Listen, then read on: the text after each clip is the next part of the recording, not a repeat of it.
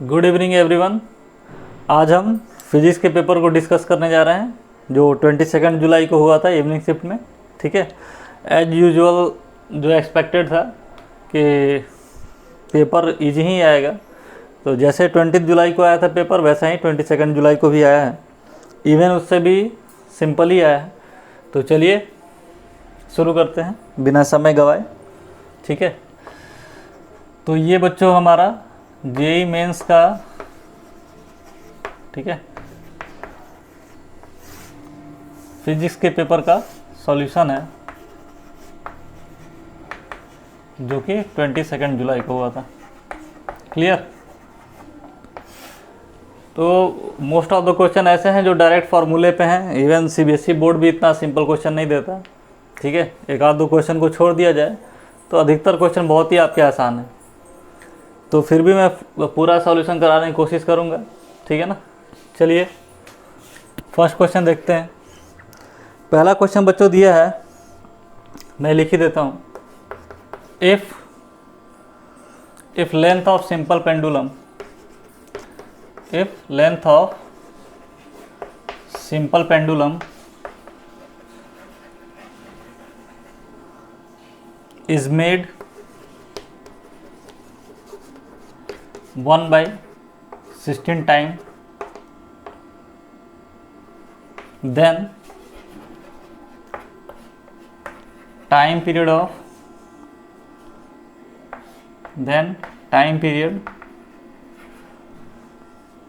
of simple pendulum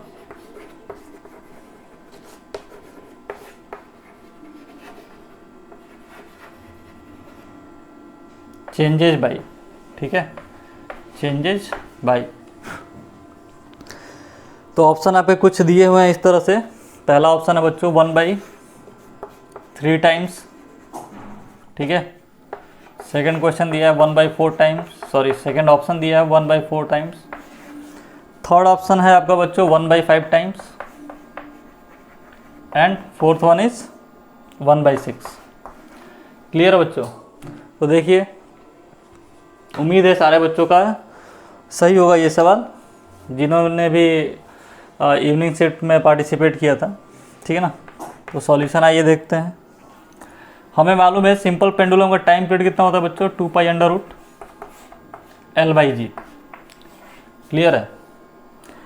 अब जो नया टाइम पीरियड आएगा बच्चों, टी डैश उसे मान लेते हैं, उसमें लेंथ क्या है, 1/16 टाइम हो जा रहा है। अब 16 को बच्चों बाहर निकाल लोगे तो क्या आ जाएगा, 2π√L/g, ठीक है, इंटू 1/4। क्लियर है? तो 2π√L/g क्या था बच्चों, हमारा ओरिजिनल टाइम पीरियड। ठीक है ना, जब लेंथ हमारी L थी। बाद में क्या हो गया, ये टोटल टर्म हमारा T हो गया और 1/4, मतलब आंसर क्या होना चाहिए, T/4। ऑप्शन देखिए बच्चों कहाँ पे दिया हुआ है।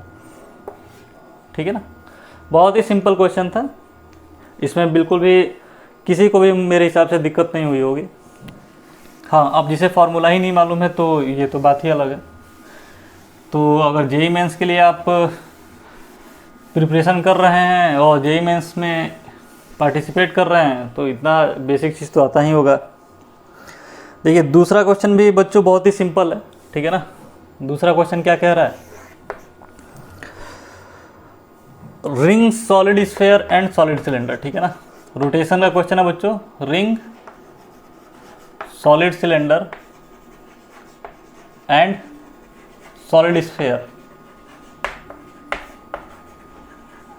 Clear?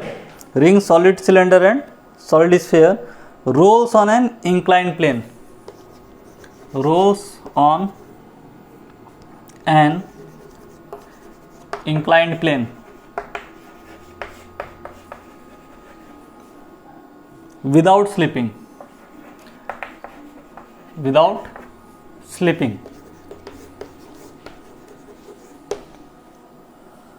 then the order of velocity,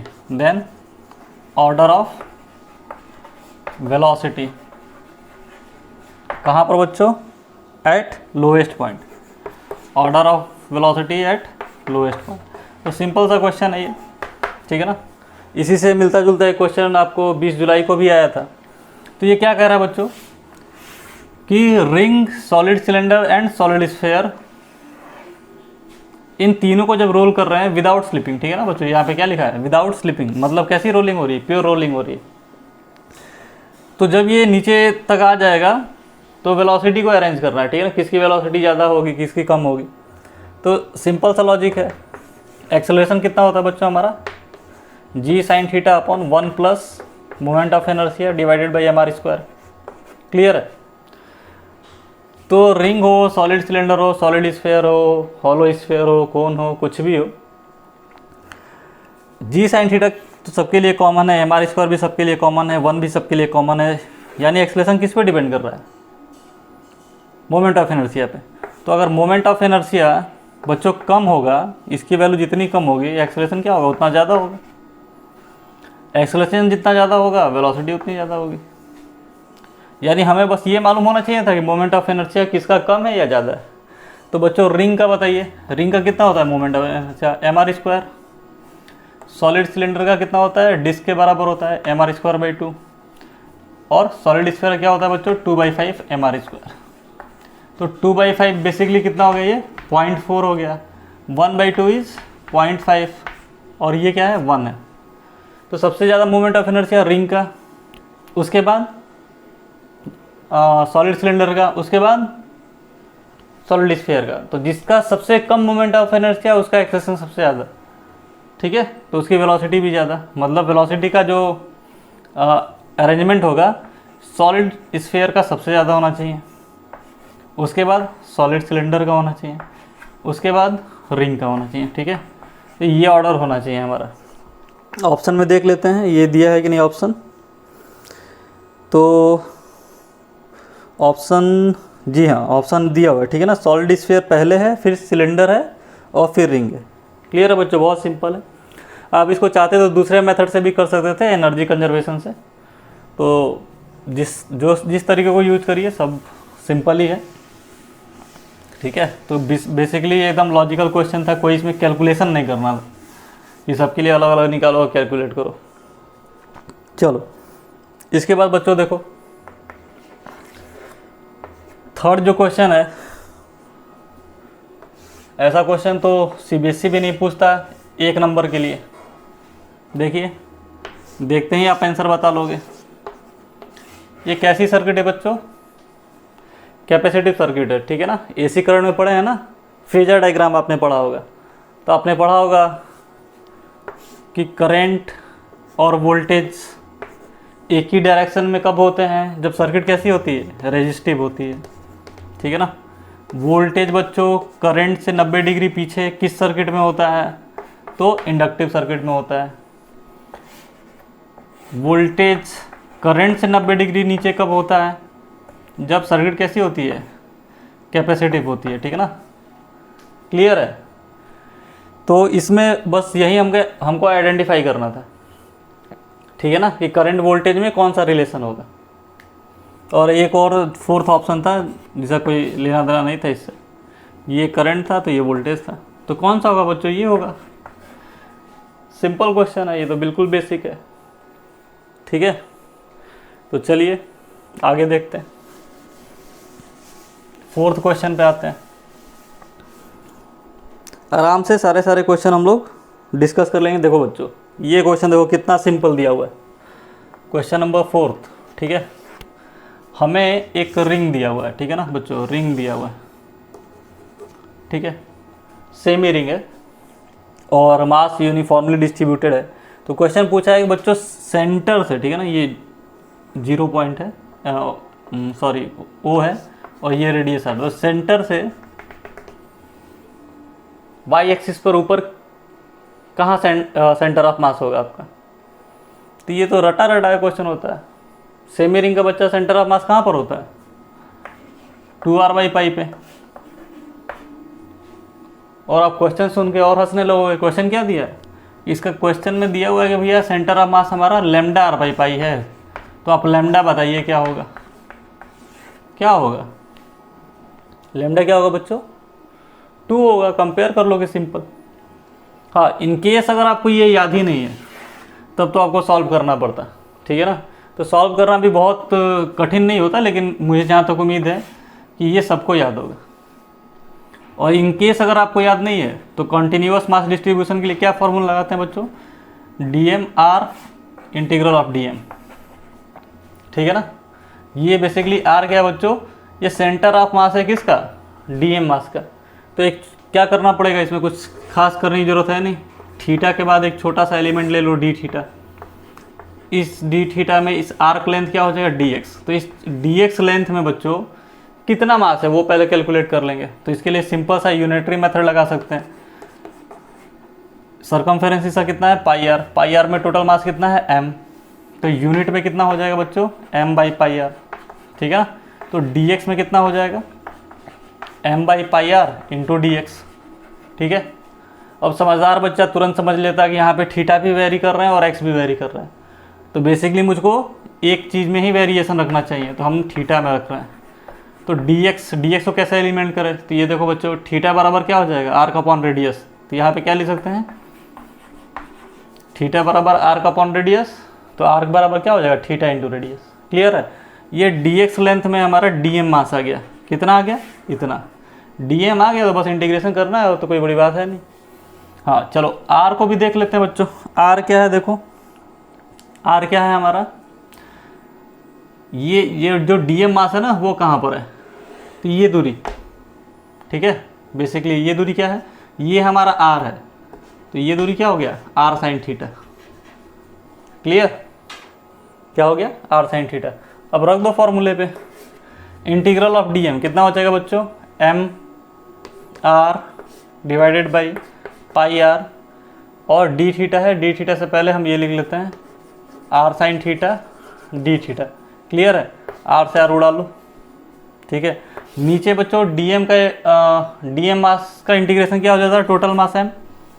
आप चाहो तो dm इतना भी लिख के इंटीग्रेट कर सकते हो, m ही आएगा। कहाँ से कहाँ तक इंटीग्रेट करना चाहिए, हम थीटा कैसे वेरी कर रहे हैं, ऐसे वेरी कर रहे हैं देखो, ठीक है ना। यानी 0 से लेके कहाँ तक, पाई तक, तो 0 से पाई तक इंटीग्रेट कर दो। क्लियर है, जो कांस्टेंट टर्म है उसको बाहर ले लेते हैं। तो देखो बच्चों m कांस्टेंट है, r कांस्टेंट है, पाई कांस्टेंट है, और नीचे ये m दिया हुआ है। Integration of sine theta D theta, sine theta का इंटीग्रेशन क्या होता है बच्चों माइनस कॉस थीटा, क्या होता है माइनस कॉस थीटा। यहाँ पे हमारा r बाई पाई है, माइनस आ गया, लिमिट रख लो 0 से पाई। क्लियर, कॉस पाई क्या होता है -1, upper limit minus lower limit करते हैं, तो कॉस पाई -1 कॉस 0 1, तो -1 -2 and -2 into minus that is plus, यानी कितना आ गया 2r बाई पाई। देख रहे हो यही है ना 2r बाई पाई। तो लेमडा कंपेयर कर लेते हैं, लेमडा कितना है 2। तो इतनी ज़रूरत ही नहीं थी आपको, ये तो सारी बेसिक चीज़ें हैं जो आप 11th में पढ़े हो, ठीक है। सारे बच्चों को मालूम है कि सेमी का कहाँ होता है सेंटर ऑफ मास, ठीक है, कोन का कहाँ होता है सेंटर ऑफ मास, फिर से आपका रेक्टेंगुलर प्लेट का कहाँ होता है, स्क्वायर का कहाँ होता है, रेक्टेंगल का कहाँ होता है, सबको मालूम है। और ये नहीं मालूम है तब तो ये भी करने में दिक्कत होती, ठीक है ना। तो बिल्कुल बेसिक से जगह से क्वेश्चन उठाए हैं जेईई मेंस के लिए, ठीक है। एक आध दो क्वेश्चन हो सकते हैं कैलकुलेटिव हो, अदरवाइज फिजिक्स का पेपर तो ठीक है एकदम बल्ले बल्ले था, जो भी बच्चे पार्टिसिपेट किए होंगे। चलिए इसके बाद बच्चों देखिए कितना आसान क्वेश्चन आया, ठीक है। 5th क्वेश्चन देखिए बच्चों, ठीक है ना। क्वेश्चन क्या कह रहा है, find the ratio of de Broglie wavelength of an electron and A proton when accelerated through same potential difference, ठीक है ना। कह रहा है कि हमें डी ब्रोगली वेवलेंथ कैलकुलेट करना है, किसका, इलेक्ट्रॉन का और प्रोटॉन का, इनका बेसिकली रेशियो हमें निकालना। और कंडीशन क्या दिया है कि पोटेंशियल डिफरेंस हमारा क्या है, पोटेंशियल डिफरेंस क्या है सेम है, मतलब सेम पोटेंशियल डिफरेंस से इन दोनों चार्ज को क्या किया जा रहा है, एक्सेलरेट किया जा रहा है। तो डी ब्रोगली हाइपोथेसिस क्या कहती है बच्चों, लैम्डा क्या होता है h अपॉन एम बी, ठीक है ना, प्लैंक कांस्टेंट अपॉन मोमेंटम। अब ये मोमेंटम है, हमको क्या दिया है पोटेंशियल दिया है, तो सब बच्चे को मालूम है कि मोमेंटम से काइनेटिक एनर्जी में कैसे कन्वर्ट कर लेते हैं, तो 2m के होता है, क्लियर। काइनेटिक एनर्जी और पोटेंशियल में, ठीक है ना, पोटेंशियल एनर्जी में रिलेशन क्या है, K बराबर QV। क्लियर है, यानी हमको ये फॉर्मूला यूज करना था। सही है, तो देखो कैसे करते हैं, lambda E by lambda P। तो हाँ चलो ठीक है, lambda E by lambda P direct ही लिख लेते हैं।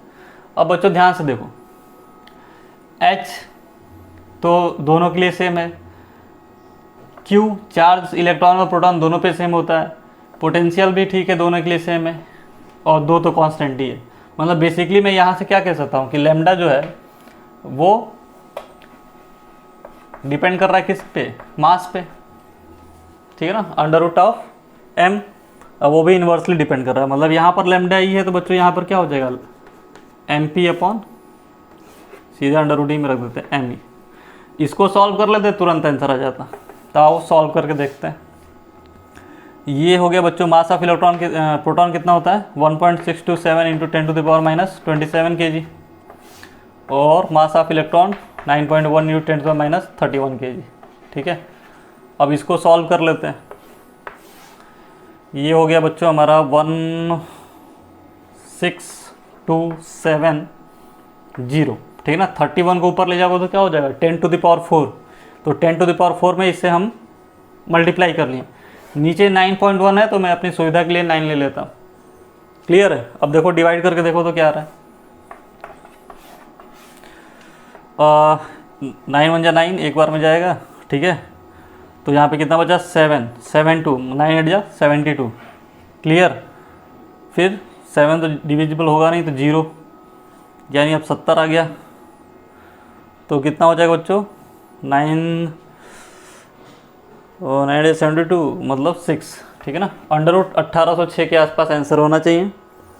ऑप्शन बच्चों हमको दिया है under root 1621, under root 1417, under root 1230 और अंडर रूट 1803, ठीक है ना। तो हमारा 1806 आया क्योंकि हमने अप्रॉक्सीमेटली सॉल्व किया है, ठीक है ना, एग्जैक्ट मास नहीं रखा है। तो ठीक है, एकदम इसके पास आंसर है। तो ये सिंपल सा क्वेश्चन था। ये सारे क्वेश्चन बोर्ड में ना जाने कितनी बार रिपीट हुए होंगे। तो ऐसा भी दिन देखने को है कि हम आज मेंस के क्वेश्चन को डिस्कस कर रहे हैं और एग्जाम्पल किसका दे रहे हैं, CBSE बोर्ड का। चलिए नेक्स्ट क्वेश्चन देखते हैं बच्चों। नेक्स्ट क्वेश्चन हमारा जो है वो है कहाँ से, रेडियो एक्टिविटी से, ठीक है ना। तो इसका मैं डेटा ही लिख दे रहा हूँ। क्वेश्चन देखो बच्चों क्या कह रहा है कि एक एलिमेंट है, ठीक है ना, कोई एक एलिमेंट है जिसका मास गिवन है कितना है, सॉरी मास तो नहीं होगा, ये क्या है मास नंबर है, ठीक है ना। तो मास नंबर को किससे डिनोट करते हैं बच्चों, कैपिटल A से। वो गिवन हमको 184, ठीक है। अब इस एलिमेंट में से अल्फ़ा डीके हुआ, ठीक है, इस एलिमेंट में से अल्फ़ा डीके हुआ तो हमको जो Q मिला, मतलब बेसिकली जो एनर्जी मिली वो कितनी मिली 5.5 मेगा इलेक्ट्रॉन वोल्ट, ठीक है। तो हमसे पूछा एक काइनेटिक एनर्जी बताओ अल्फा पार्टिकल की। तो ये भी फार्मूला बेस्ड क्वेश्चन है। काइनेटिक एनर्जी अल्फा पार्टिकल क्या होती है बच्चों, ठीक है ना। स्कूलों में इसका डेरिवेशन आपको कराया जाता होगा। एक बार मोमेंटम कंजर्व कर लो, एक बार एनर्जी कंजर्व कर लो, दोनों इक्वेशन को सॉल्व करो तो हमारा इक्वेशन क्या जाता है A-4 divided by A into Q, ठीक है। सब कुछ गिवन है। ये कितना है 184, 184 माइनस 4 दैट इज 180। नीचे में कितना है 184। एनर्जी कितनी है 5.5 मेगा इलेक्ट्रॉन वोल्ट, ठीक है। तो ये देख रहे हो ना अप्रॉक्सीमेटली 1 के आसपास होगा, मतलब 9 पॉइंट समथिंग आना चाहिए इसको सॉल्व करने पे। और 9 5 जो 45 मतलब 50 से तो ज़्यादा ही आना चाहिए आंसर। ऑप्शन देख लेते हैं क्या है। ऑप्शन बच्चा एक तो दिया है 5 मेगा इलेक्ट्रॉन वोल्ट, तो वो तो होगा नहीं। दूसरा एक ऑप्शन दिया है बच्चों 5.38 मेगा इलेक्ट्रॉन वोल्ट, तो ये हो सकता है, ठीक है ना। ये हो सकता है क्या, यही होगा अगर आप एक्यूरेटली उसको डिवाइड करके देख लो तो। और जो दूसरे तीसरे चौथे ऑप्शन है वो बहुत दूर दूर के हैं, 3.6 है और 2.1 है, यानी आंसर कितना है हमारा 5.38। इवन आपको सॉल्व करने की भी ज़रूरत नहीं है। ऑप्शन भी आसपास में दिए रहते हैं ना, तो बच्चों को थोड़ा सा सॉल्व करना पड़ता है। क्लियर, चलो आओ एक क्वेश्चन बच्चों प्रिज्म से है, ठीक है। प्रिज्म से जो सवाल है वो भी आसान है, थोड़ा सा इसमें मैथ लगाना पड़ता है। अगर बायो वाले बच्चे तो खैर बायो वाले बच्चों के लिए दिक्कत ही क्या, वो तो नीट में समझें अपना। चलिए देखिए क्वेश्चन क्या दिया है। A ray is incidented on a prism of refractive index mu that is √3, ठीक है ना। कह रहा है कि एक रे इंसिडेंट हो रहा है प्रिज्म पर जिसका रिफ्रैक्टिव इंडेक्स हमको गिवन है। If angle of incidence is twice of angle of refraction, ठीक है ना। तो मान लेते हैं भाई ऐसे इंसिडेंट हो रही है, ये रिफ्रैक्शन हो रहा है, ऐसे गई, ठीक है ना, ये एंगल ऑफ इंसिडेंस है। तो कह रहा है कि एंगल ऑफ इंसिडेंस जो है वो रिफ्रैक्शन से क्या है, 2 गुना है, मतलब ट्वाइस है। तो ये अगर आई होगा तो ये कितना होगा, I/2, क्लियर, ठीक है। Incident is twice of angle of refraction when the deviation of रे is minimum, find the angle of prism, ठीक है ना। कह रहा है कि जब डेविएशन मिनिमम हो रहा है उस केस में प्रिज्म का एंगल क्या होगा। तो ये तो सारी बात ही बता दिया। हमें मालूम है बच्चों जब डेविएशन मिनिमम होता है उस केस में R1 किसके बराबर होता है, R2 के बराबर होता है। और हम जानते हैं कि R1 + R2 बराबर क्या होता है, एंगल ऑफ प्रिज्म। और R1 R2 इक्वल है, R1 + R2 बराबर एंगल ऑफ प्रिज्म होता है। तो इसको हम बेसिकली क्या लिख सकते हैं, 2r is equal to angle of prism. और यहाँ से R हमें दिख रहा है कितना है, I/2, तो 2 × I/2 that is I equal to angle of prism, मतलब एंगल I बराबर एंगल है, ठीक है ना। यहाँ से ये चीज़ तो पता चल गई। चलो आगे देखते हैं, बाकी सारा खेल किसका है, स्नेल्स लॉ का।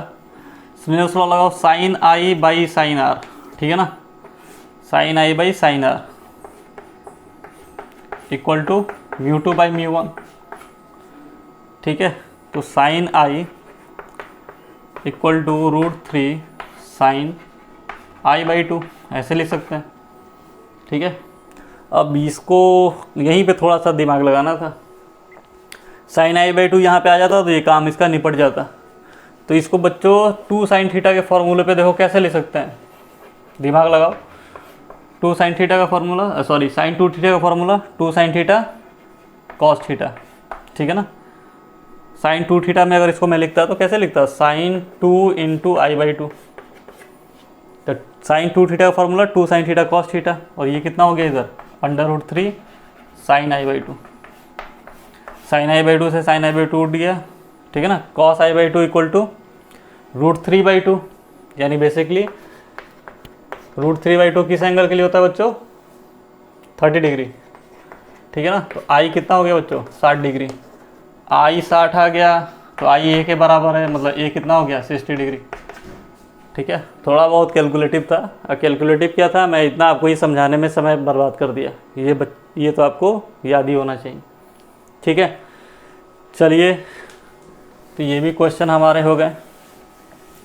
अब थोड़ा इसके बाद देखते हैं कैसा क्वेश्चन है, कोई तो अच्छा क्वेश्चन हमें मिलेगा, उम्मीद ज़रूर है। एक्चुअली सारे क्वेश्चन भी मेरे पास नहीं हैं, सबसे बड़ी दिक्कत तो ये है। अच्छा जी, चलिए ठीक, ये क्वेश्चन तो इजी है लेकिन सॉल्व आप ही करना, ठीक है ना, कैलकुलेटिव है थोड़ा। हमें 2 रॉड दिया हुआ है, ठीक है, और ऐसे कनेक्टेड है,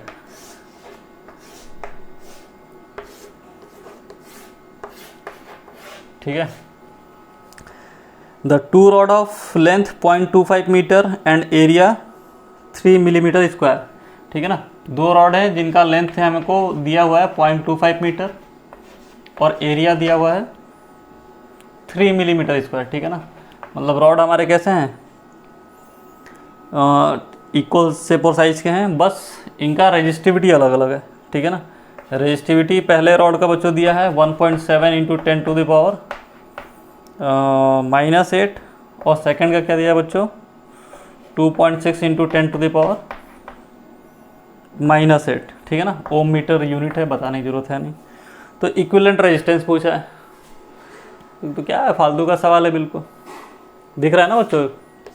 अगर यहाँ पे बैटरी लगा दिए, ये कैसे हैं आपस में पैरेलल है, तो पैरेलल में कैसे रेजिस्टेंस को जोड़ते हैं बच्चों, ठीक है, 1/R1 + 1/R2, कुछ याद आया?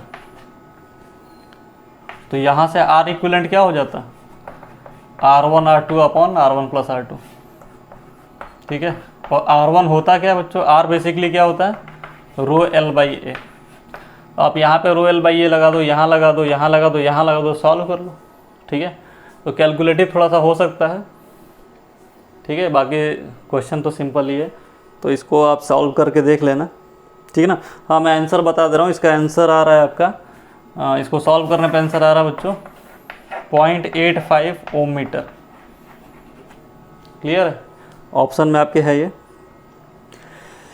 इसके बाद जो क्वेश्चन है बच्चों, देखिए रोटेशन का है, तो रोटेशन से क्वेश्चन है तो, लेकिन सिंपल ही है, ठीक है ना, एकदम बिल्कुल बेसिक है। जब रोटेशन हम लोग पढ़ना चालू करते हैं ना, जब कंबाइंड ट्रांसलेशन और रोटेशनल मोशन पढ़ते हैं, उसी समय इसका डिस्कशन होता है। तो देखो बच्चों, क्वेश्चन क्या कह रहा है कि एक रिंग है, ठीक है ना, ring is rolling without sliding, मतलब प्योर रोलिंग कर रहा है, such that the velocity of its centre of mass की वेलोसिटी बच्चों कितनी है, v0।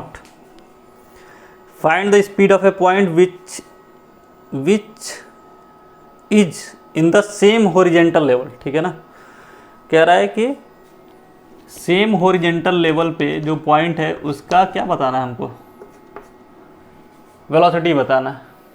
तो बहुत कॉमन सी बात है, ये घूम भी रहा है, चल भी रहा है, तो इसका क्या मैं किसी भी पॉइंट का बता लेता। बताओ बच्चों, यहाँ पे रहता तो एक तो इसकी एंगुलर वेलोसिटी से क्या जाता, आर ओमेगा, और सेंटर ऑफ मास की वेलोसिटी है ही, तो ऐड हो जाती। इस वाले पॉइंट पे देखो बच्चों, ये इधर की तरफ भागेगा, तो क्या हो जाता, आर ओमेगा, और सेंटर ऑफ मास की वेलोसिटी थी। किसी पॉइंट यहाँ पर भी निकालना होता, तो ये इधर की तरफ भाग रहा है, आर ओमेगा, और सेंटर ऑफ मास की वेलोसिटी इधर थी। खैर, हमसे सबसे सिंपल जगह पे पूछा हुआ है, यहाँ पर पूछा है, ठीक है। तो यहाँ पर बच्चों पार्टिकल किधर जा रहा होगा, इधर की तरफ, और सेंटर ऑफ मास की वेलोसिटी किधर, इधर की तरफ। हॉरिजॉन्टल लेवल पूछा है, आप यहाँ भी कैलकुलेट कर सकते हो, यहाँ भी कैलकुलेट कर सकते हो। यहाँ पे निकालोगे तो इधर होगा, सेंटर ऑफ मास की वेलोसिटी इधर, ठीक है। अब प्योर रोलिंग का केस है, तो हमें मालूम है ना, बॉटम मोस्ट पॉइंट हमेशा क्या होता है, रेस्ट पे होता है, मतलब v0 किसके बराबर है, आर ओमेगा के बराबर। यानी इस आर ओमेगा को हम क्या लिख सकते हैं, v0, और ये भी हमारा v0 है, तो रिजल्टेंट कितना हो गया बच्चों, √2 v0, ठीक है ना। तो यही ऑप्शन होना चाहिए और आंसर भी होना चाहिए।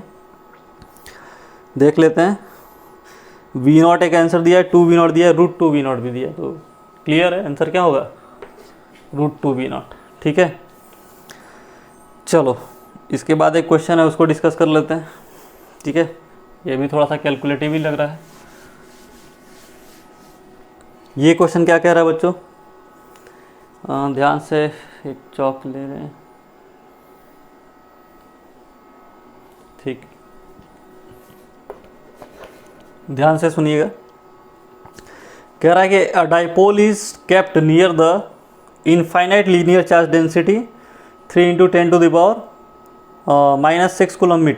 कूलम पर metre along its perpendicular direction as shown in figure. The dipole is experiencing a force of 4 Newton, then the charge on the dipole is, ठीक है ना, कोई दिक्कत की बात नहीं, हमको फिगर दिया हुआ, ठीक है। कह रहा है कि इनफाइनाइट लीनियर चार्ज डिस्ट्रीब्यूशन का कोई वायर दिया हुआ है, ठीक है ना, उस पर लेमडा हमें गिवन है। लेमडा कितना दिया है बच्चों, 3 × 10⁻⁻⁶, ठीक है। लीनियर चार्ज डेंसिटी, हाँ, कूलम पर मीटर, ठीक है, सही है। और एक डाइपोल दिया हुआ है, तो डाइपोल यहाँ पे प्लस है बच्चों, यहाँ पर क्या है, माइनस है, और इसकी दूरी जो दी हुई है ये 10 मिलीमीटर है, और इसकी जो दूरी दी हुई है वो 12 मिलीमीटर है, ठीक है ना। ये बेसिकली हमारा डाइपोल है। क्वेश्चन कह रहा है कि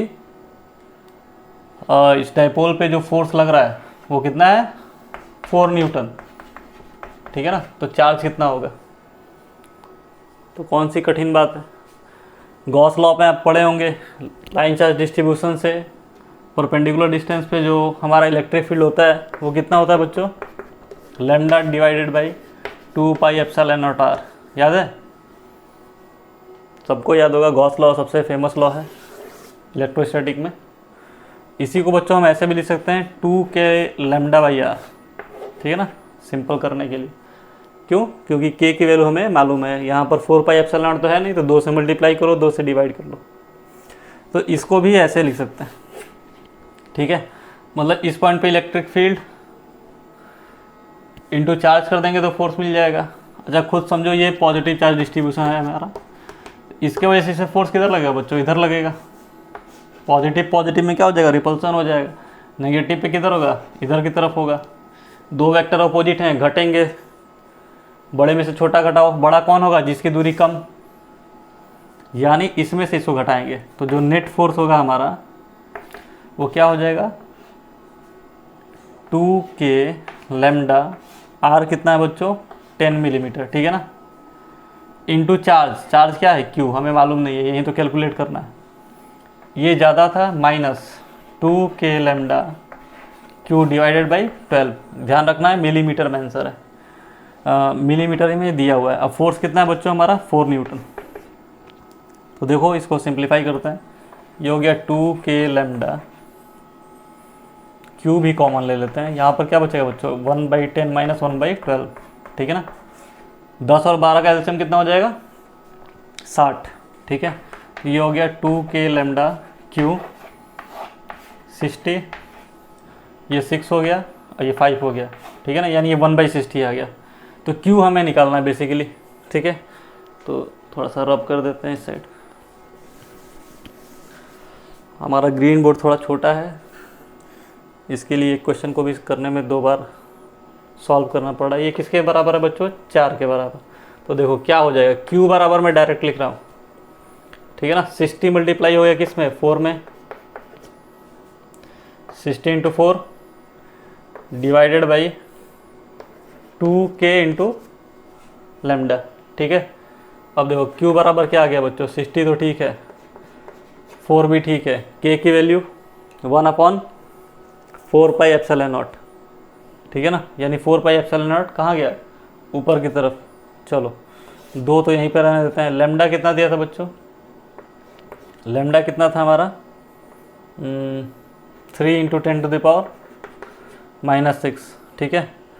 और K की वैल्यू तो आपको मालूम ही है कितनी होती है। K की वैल्यू कितनी होती है बच्चों? 9 इंटू 10⁻⁹, ठीक है। तो इसकी भी वैल्यू रख लेना, 9 इंटू 10⁻⁹, ठीक है। अब सॉल्व करके देख लो आंसर क्या आ रहा है, ठीक है। कट रहा है कुछ? ये देखो, ये तो 2 से उड़ गया कितनी बार में? 30 बार में, ठीक है ना। ये 3 से चला जाता 10 बार में, ठीक है। तो 10 इंटू 4 40 हो जाता है, इसको ऊपर भेज दिए तो ये पावर 6 हो गया, ठीक है ना। यानी सब मिला के हमारा कितना गया? 4 इंटू 10⁻⁶ डिवाइडेड बाई 9 इंटू 10⁻⁹। ये ऊपर जाएगा बच्चों तो कितना हो जाएगा? -3, यानी 10⁻³ आ गया। 4 डिवाइडेड बाई 9 इज 9 4 36, यानी 4 बार में तो जाएगा ही, 0.44, ठीक है ना। ये अभी रिपीट होता रहेगा, मतलब ये हमारा आंसर आना चाहिए। Q की वैल्यू इतनी आनी चाहिए। देख लेते हैं क्या है ऑप्शन में। ऑप्शन में बच्चों दिया है 4.44, ठीक है। ऑप्शन में 4.44 तो है, कोई दिक्कत की बात नहीं है, लेकिन माइक्रो कूलम है, हमने कहीं गलती की होगी। गलती पकड़ो तो बच्चों, गलती यहाँ पर हुई है, ठीक है ना। ये किस में है? मिलीमीटर में। तो मिलीमीटर में है बच्चों, तो इसको हमको सॉल्व करना पड़ता ना। 10⁻³ रखते हैं, -3 रखोगे तो यहाँ पर -3 क्या हो जाएगा? -6, मतलब आंसर हमारा कितना आ जाता है? 4.44 इंटू 10⁻⁻⁶, ठीक है। खैर ये सिग्निफिकेंट डिजिट देख के ही पहचान जाता है कि आंसर क्या है, ठीक है ना, क्योंकि इसके आसपास कोई ऑप्शन नहीं था। लेकिन फिर भी एरर तो एरर होता है, इसको ध्यान रखना है, ठीक है ना। इसको कितना लिख लेना है? 10⁻⁻3। तो ये चीज़ कहाँ पर आ जानी चाहिए? यहाँ पर 10⁻⁻3। क्लियर? चलिए आइए नेक्स्ट क्वेश्चन पे चलते हैं।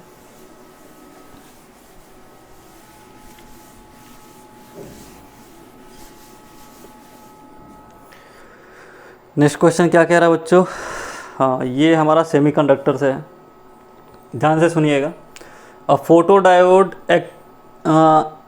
एक्टिवनेस, ठीक है ना, a photo diode activeness when photon of wavelength 612 nanometre incidented on it, ठीक है ना। मतलब हमको भैया वेवलेंथ दिया हुआ है 612 नैनोमीटर, नैनोमीटर मतलब 10⁻⁻⁹, ठीक है ना। इतने वेवलेंथ की एक फोटोन इंसिडेंट हो रही है, ठीक है, फोटो डायोड पे। Then the depletion layer voltage of photo diode will be, ठीक है ना। हमसे डिप्लीशन रीजन का क्या बात पूछ रहा है, वोल्टेज पूछ रहा है। तो सिंपल सा है, इस क्वेश्चन में तो कुछ खास दिख नहीं रहा है।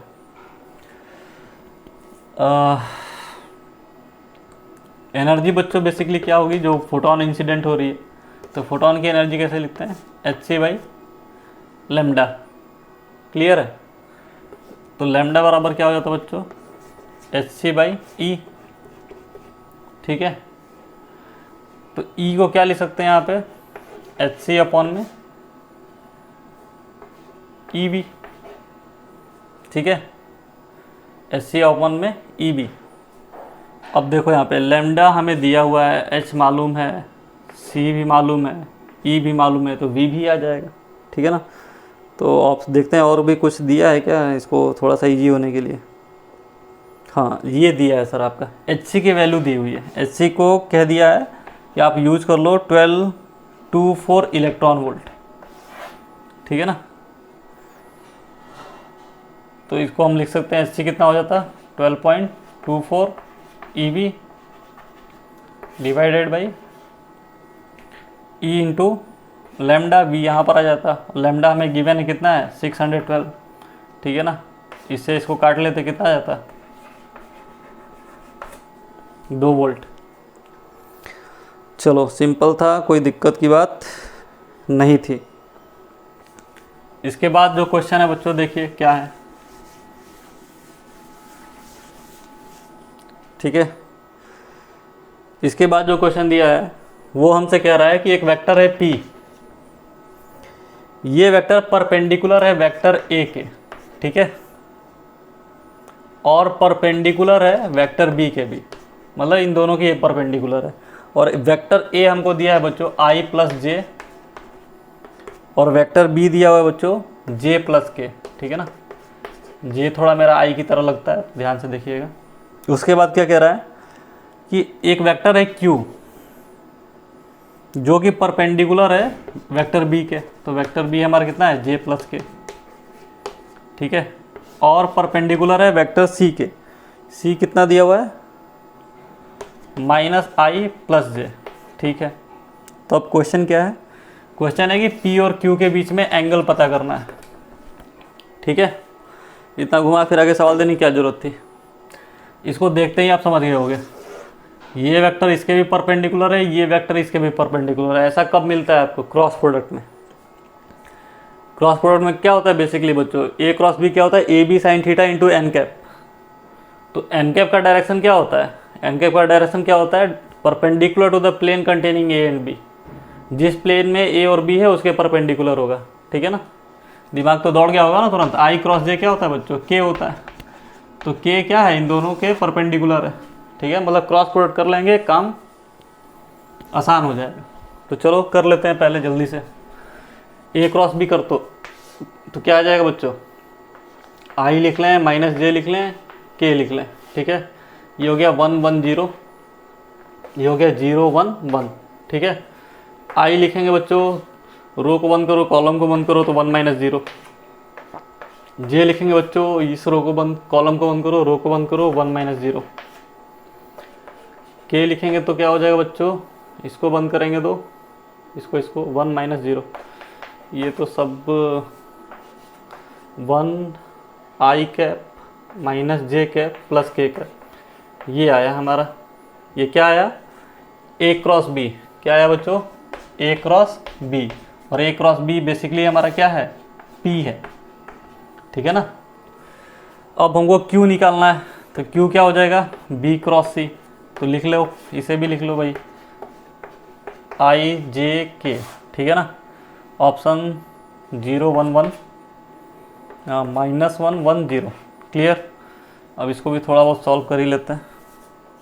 आई, रो को बंद करो, कॉलम को बंद करो, क्या हो जाएगा -1 1 इंटू 0 0 -1। ठीक है, सही है। माइनस जे लिखेंगे तो क्या हो जाएगा बच्चों, इसको बंद करो, इसको बंद करो, 0, ये हो गया +1। और के क्या हो जाएगा बच्चों, इसको बंद करो, इसको बंद करो, ठीक है ना, तो ये भी +1 ही हो गया, ठीक है ना, मतलब के हो गया। यानी बेसिकली हमारा क्यू वेक्टर क्या है बच्चों, -i -j +k। ठीक है, तो p वेक्टर आ गया बच्चों, q वेक्टर आ गया। हमको क्या पूछ रहा है, थीटा क्या होगा। तो दो वेक्टर नन कोप्लेनर फॉर्म में दिए हुए हैं, उनके बीच में हमसे एंगल पूछ रहा है, तो कैसे निकालेंगे।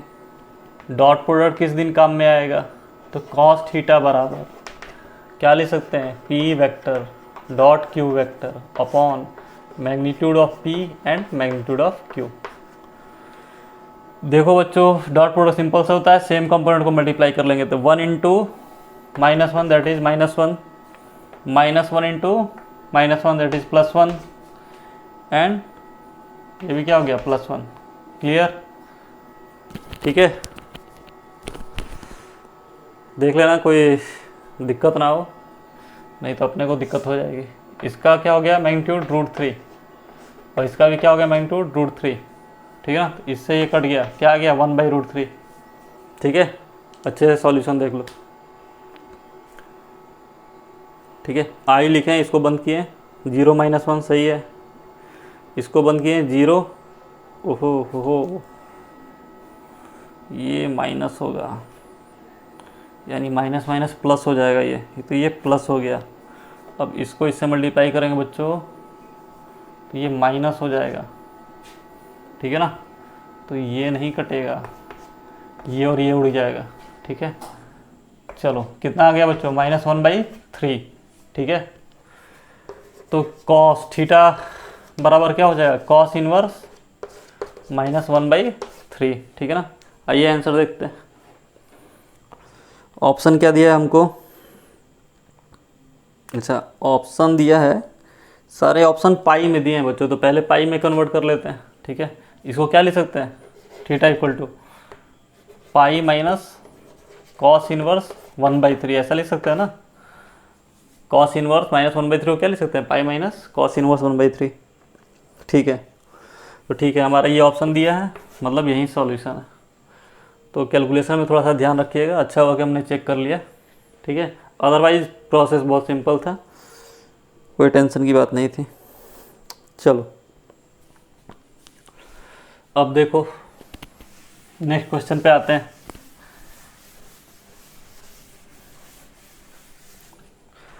नेक्स्ट क्वेश्चन क्या है बच्चों, a man is standing on A horizontal platform carrying a heavy box, ठीक है, ऑफ मास 80 kg। एक डब्बा पकड़ा है भाई साहब, कितने का, 80 किलो का। ठीक है ना, एक आदमी प्लेटफॉर्म पे है, 80 kg का बॉक्स पकड़ा है। सडनली ही lowered heavy box with constant velocity downward by 80 centimetre. ठीक है ना, कांस्टेंट वेलोसिटी से इस बॉक्स को नीचे की तरफ लाया, ठीक है, 80 सेंटीमीटर नीचे। क्लियर। तो क्वेश्चन पूछ रहा है find the work done by the person.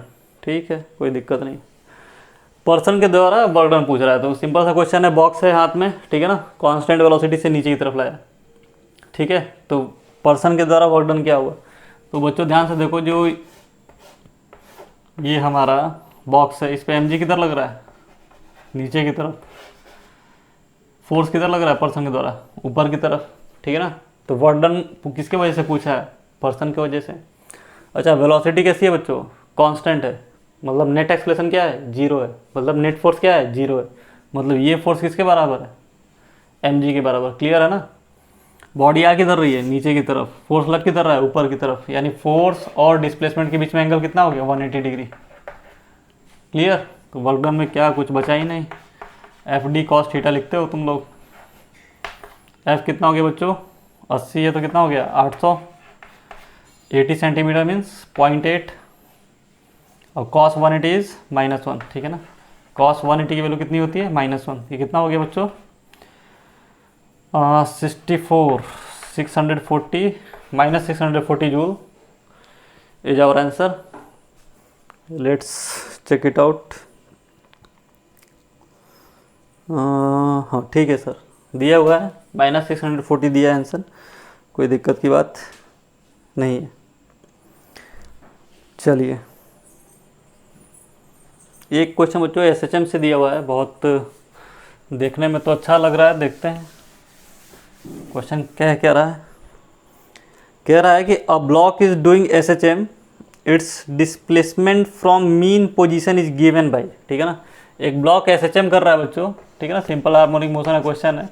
कह रहा है कि उसका डिस्प्लेसमेंट मीन पोजीशन से जो दिया है वो कुछ ऐसा है, A sine omega T plus B cos omega T. Clear है। उसके आगे लिखा है कि if at T equal to 0 X is 0, ठीक है। तो डिस्प्लेसमेंट जो एक्स टी का आया है, एक्स टी का जो डिस्प्लेसमेंट आया है फाइनली वो है सी, ठीक है ना, सी एक कैपिटल सी है, कोई कांस्टेंट है, कॉस ओमेगा टी माइनस 5, ठीक है। हमें सी और 5 पता करना है, ये क्या होगा, ठीक है। तो बेसिकली ये सवाल किसका है बच्चों, एसएचएम का तो है ही, लेकिन superposition of simple harmonic motion का, दो पार्टिकल एसएचएम कर रहे हैं अलग अलग, उनका क्या है सुपरपोजिशन निकालना है, ठीक है ना। चलिए, तो अगर आप सुपरपोजिशन प्रिंसिपल पढ़े होंगे तो उसमें आपको बताया गया होगा कि ए जो एम्पलीट्यूड है इसका, हम उसको किसकी तरह ट्रीट कर लेंगे, वेक्टर की तरह, ठीक है ना। एम्पलीट्यूड वेक्टर बेसिकली होता नहीं है, लेकिन हम ट्रीट कर लेते हैं किसकी तरह, वेक्टर की तरह। तो देखो बच्चों, ये साइन ओमेगा टी है, ये क्या है, कॉस ओमेगा टी है। इसको मैं चाहूँ तो कैसे लिख सकता हूँ, बी साइन, ठीक है ना, आपको ओमेगा टी प्लस π/2, ठीक है ना। Sine 90 plus theta is cos theta, सही है। देखो अब साइन में ये भी हो गया, साइन में ये भी हो गया, मतलब ए हमारा यहाँ पे, तो बी क्या है 90 डिग्री ऊपर। क्लियर। तो इसका रिजल्टेंट क्या हो गया, ये हो गया, कितना आ गया, √a² प्लस b², ठीक है। यानी जो हमारा इक्वेशन बनेगा वो क्या बनेगा, √a² प्लस b², ठीक है। और ये हमने साइन लिया है, तो साइन ओमेगा टी प्लस ये एंगल कुछ होता फाई, ठीक है, फाई होता है या फिर थीटा, जो भी मान, यानी सी तो हमें मिल गया, सी तो मिल गया कितना होगा, ठीक है ना। अच्छा, लेकिन एक्सप्रेशन हमारा किस में है, साइन में है, ठीक है ना। तो इसमें इसको कॉस में नहीं कन्वर्ट कर सकते, कर सकते हो, सिंपल है। कॉस में क्या लिख लेते इसको, ये साइन थीटा है बेसिकली, तो कॉस 90 माइनस थीटा लिख सकते हो। तो इसको मैं ये तो इसको हटा दे रहा हूँ, ठीक है ना। सी हमको यहीं से मिल गया, क्या लिख सकते हैं, cos 90 minus theta, that is 90 minus omega T plus ये जो भी है, ठीक है ना। अब देखो इसमें एक कंडीशन हमें दिया है कि x इक्वल टू 0 पे, at T equal to 0 X 0 है। तो ये टी जैसे ही 0 रखते बच्चों इसमें, तो x क्या आता है 0, तो हमारे यहाँ पे क्या बचता है, cos 5, cos of -5 is cos 5, तो कॉस 5 0 हो रहा है, मतलब 5 कितना है 90 डिग्री। तो यानी 5 की वैल्यू कितनी हो जाती है बच्चों, π/2। यानी हमारा आंसर क्या होता है, √a² प्लस b², और 5 कितना हो जाता है, π/2, ठीक है। ठीक ठाक ही सवाल था, कोई खास तो नहीं था, ठीक है। सुपरपोजिशन प्रिंसिपल का क्वेश्चन था ये। चलिए, हाँ सर आ गया एक सवाल। अच्छा, ये तो फिर मैच द कॉलम था, मुझे लगा कि थोड़ा अच्छा है, लेकिन अच्छा तो कुछ है नहीं। एसी करंट का क्वेश्चन है बच्चों, मैच द कॉलम है, ठीक है ना, बहुत ही सिंपल है। देखिए पहला आपका कंडीशन क्या दिया है, omega C is greater than 1/ω_L, ठीक है। दूसरा क्या दिया है बच्चों, दूसरा दिया है omega C is equal to 1/ω_L। Third question क्या है बच्चों, omega C is less than 1/ω_L। And the last one is resonant frequency, ठीक है ना, रेजोनेंट फ्रीक्वेंसी। क्लियर। इसके सामने कुछ लिखा हुआ है, लिख लेते हैं उसको। करंट लैग्स ठीक है ना, बिहाइंड ईएमएफ, ठीक है ना, करंट लैग बिहाइंड ईएमएफ, मतलब करंट ईएमएफ से क्या है, पीछे है। दूसरा ऑप्शन दिया है EMF lag behind current, behind current, ठीक है, ठीक है सर। फोर्थ ऑप्शन क्या दिया है कि सेम फेज में है, किस में है, सेम फेज में है। थर्ड दिया है, सॉरी लास्ट वन दिया है कि मिनिमम करंट है, कितना है, मिनिमम करंट। तो सामने सामने मिलाना है, कोई दिक्कत की बात है नहीं, ठीक है। तो एक रफली फिगर देखिए मैं यहाँ पे बना दे रहा हूँ, आप ध्यान से समझना, ठीक है ना। जब आप आरएलसी सर्किट बनाते हो तो ये आपका वीआर होता था, याद है, ये क्या होता था, वीएल होता था, और ये क्या होता था, वीसी होता, क्लियर है। अब वीसी कम होगा वीएल से तो नेट किधर आ जाएगा, इधर की तरफ आ जाएगा, तो रिजल्टेंट इधर आ जाएगा। ये कब ऐसा होता था बच्चों, जब वीएल ग्रेटर देन वीसी होता था, वीएल ग्रेटर देन वीसी। और अगर वीसी बड़ा है वीएल से तो नेट किधर आ जाएगा, इधर की तरफ आ जाएगा।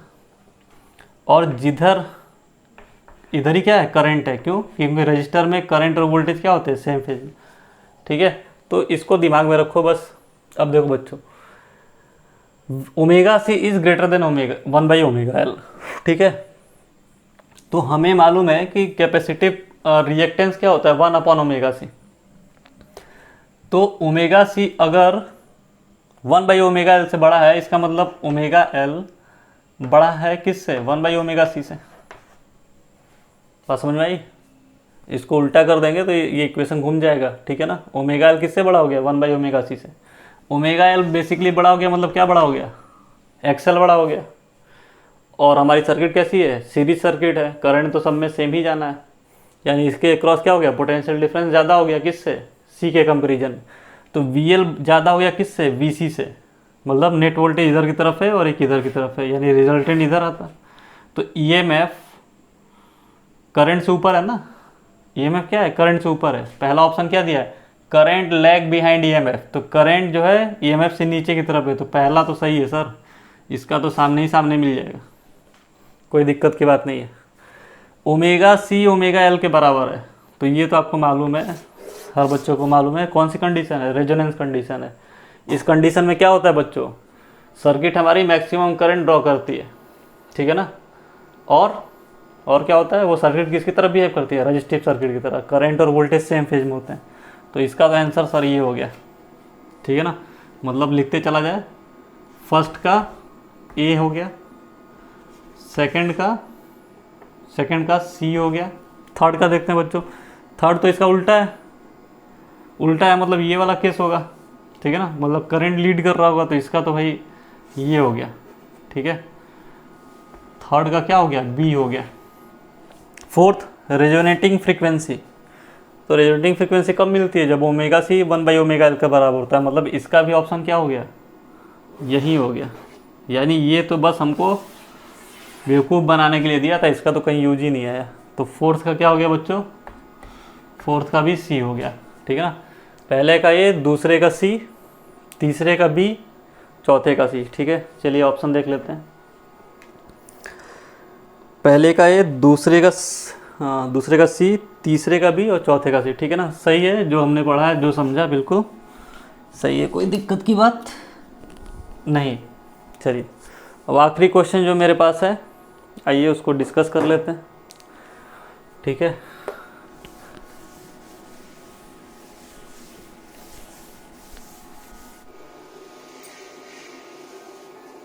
आइए बच्चों दूसरे क्वेश्चन को देखते हैं, ठीक है। और ऑलमोस्ट सारे क्वेश्चन हमारे डिस्कस हो चुके हैं।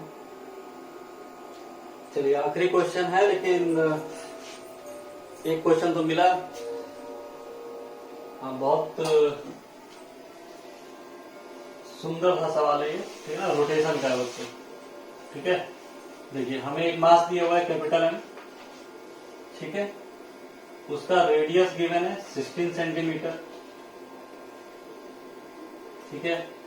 और ये जो रिंग है बेसिकली हमारा, ये रिंग है जो कि रेस्ट में, ठीक है। अब इस रिंग के अंदर एक रिंग रखा हुआ है, इस रिंग के अंदर एक छोटा सा रिंग रखा हुआ है, इसका मास बच्चों दिया है स्मॉल एम, ठीक है, और रेडियस दिया है 4 सेंटीमीटर। क्लियर है, इतना डेटा हमें गिवन है। और ठीक है, क्वेश्चन हमसे कह रहा है टाइम पीरियड निकालना। चलिए, तो टाइम पीरियड निकालना है तो बच्चों पहले हम क्या करेंगे, इसको हल्का सा डिस्प्लेस करेंगे यहाँ से, ठीक है ना, हल्का सा डिस्प्लेस करेंगे। ये दिखाने के लिए आपको थोड़ा मैं बड़ा बना रहा हूँ, लेकिन ये डिस्प्लेसमेंट जो है बहुत ही कम है।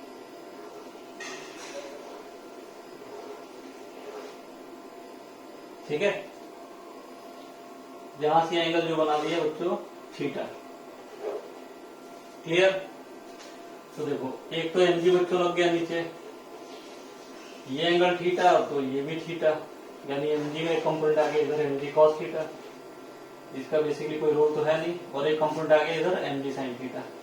ठीक है ना, डिस्प्लेस कितना किया बच्चों, एक्स डिस्प्लेस किया, ठीक है ना, एक्स डिस्प्लेसमेंट हमारा बहुत छोटा सा।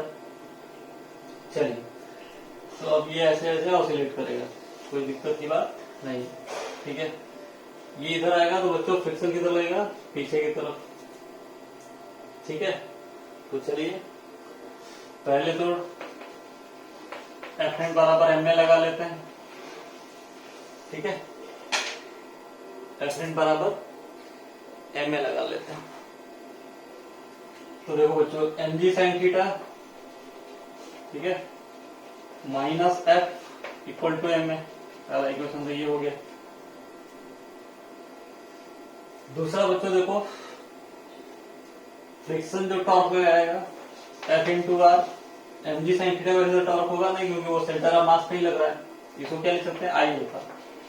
क्लियर, तो हमारा ये क्वेश्चन में गिवन है कि ये रिंग है, ये भी और ये भी क्या है बच्चों, हमारा रिंग ही है। तो रिंग का मोमेंट ऑफ एनर्जी आप जानते हो, ये कितना हो जाएगा, एम आर स्क्वायर, और अल्फा को क्या लिख सकते हैं, ए बाई आर।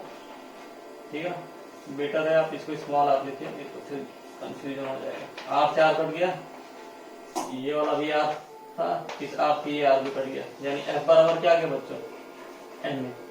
इस इक्वेशन को उठा के इसमें रख दो।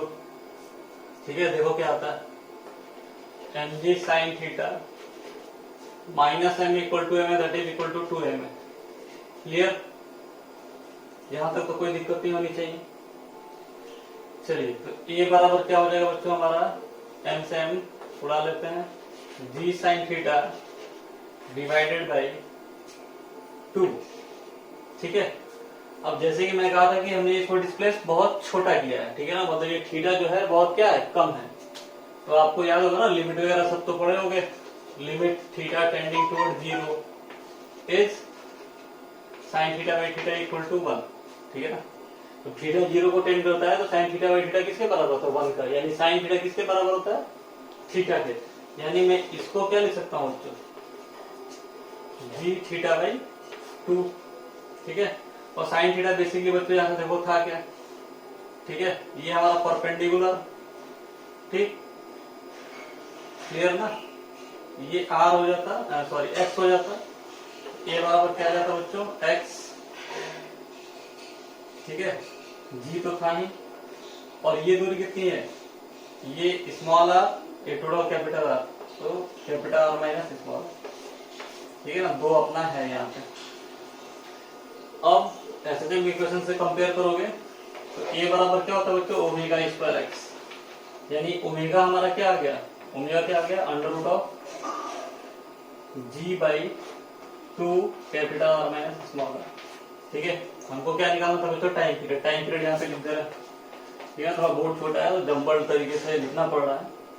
ये हो गया 2 पाई बाई ओमेगा, और ओमेगा नीचे गया मतलब ये ऊपर आया 2r minus small are upon में जी। ठीक है ना, अब ध्यान देने वाली बात यह है कि हमको ये सेंटीमीटर में दिया हुआ है, तो t बराबर 2 पाई हो गया। ठीक है ना, कैपिटल आर कितना था बच्चों, 16 सेंटीमीटर, स्मॉल आर 4 सेंटीमीटर, तो 16 में से 4 गया 12, 12 में 24, यानी 0.24 डिवाइडेड बाई 10, ये कितना आ जाएगा, 0.024। 0.024 का अंडर रूट कर लेना, 2 पाई से मल्टीप्लाई कर लेना। ठीक है, देख लेना आंसर कितना आ रहा है, यही हमारा टाइम पीरियड होगा। थोड़ा सा कैलकुलेटिव है, स्पेस नहीं है, तो मैं चाहता नहीं हूं कि इसको रख करो। ठीक है, ऑप्शन देख लेते हैं, ऑप्शन क्या दिया हुआ है, ये थोड़ा सा अंदाजा भी लग जाएगा।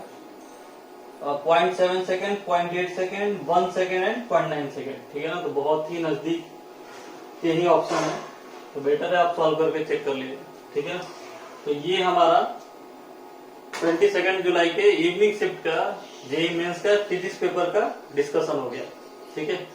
आपको ये वीडियो अगर अच्छी लगी है तो लाइक, सब्सक्राइब और कमेंट जरूर करिएगा, ठीक है। आगे ऐसे ही लेक्चर आपको मिलते रहेंगे, और जो मैं अपना यूजुअल लेक्चर डालता हूँ वो तो रहेगा ही साथ में। आईआईटी एडवांस के लिए भी हम डिस्कशन करेंगे, ठीक है।